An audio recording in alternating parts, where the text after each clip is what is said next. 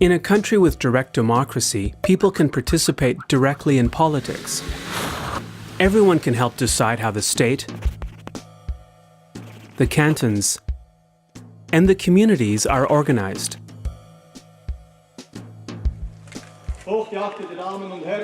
One of the oldest forms of direct democracy is the so-called Landsgemeinde. Appenzell Innerrhodes and Glarus are the two last cantons where residents entitled to vote gather every spring in the open air to decide on laws and expenditure. In the whole of Switzerland, residents vote on average 4 times a year on various issues concerning their community, their canton, or the whole of the country. For example, they can vote on whether to have a new school built in the village, on how the canton should produce its electricity, or on the state old age pension plan. In addition, every 4 years the people elect the 246 members of the National Parliament, which consists of 2 chambers. The House of Representatives, representing the people, and the Senate, representing the cantons. This system gives less populated cantons more political weight.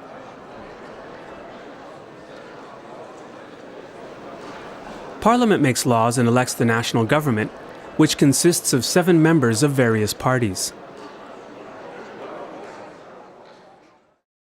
People can overturn laws made by the Parliament by launching a referendum. If they manage to collect 50,000 signatures within 100 days, the bill has to be voted on by the public. The People's Initiative enables citizens to make alterations to the Swiss Constitution.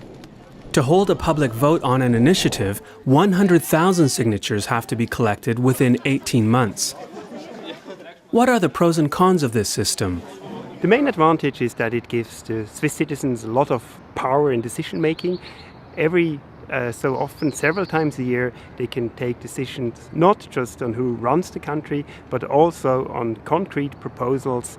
One of the key disadvantages is probably that it makes decision making slower, and there are a lot of political actors involved. There's Parliament, there's the administration, the government, interest groups, and at the end the people, and often it's unclear at the end who has been responsible. Some criticize the system for allowing people to accept initiatives that might contradict constitutional law or international accords. The following 2 examples of recent votes polarized people in Switzerland and abroad. In November 2009, a people's initiative to ban minarets in Switzerland was accepted by 58% of voters, despite Parliament and the government's clear recommendation that it be rejected. Die wir am 29. November abstimmen, abzulehnen. 1 year later, a people's initiative on the deportation of criminal foreigners was accepted by a majority of 53%. The minaret ban and the deportation law were therefore added to the Swiss Constitution. It's Parliament's task to adjust the laws so that they comply with international law and accords. There are different opinions as to what extent this is feasible, depending on people's political views. How well does Swiss democracy really work?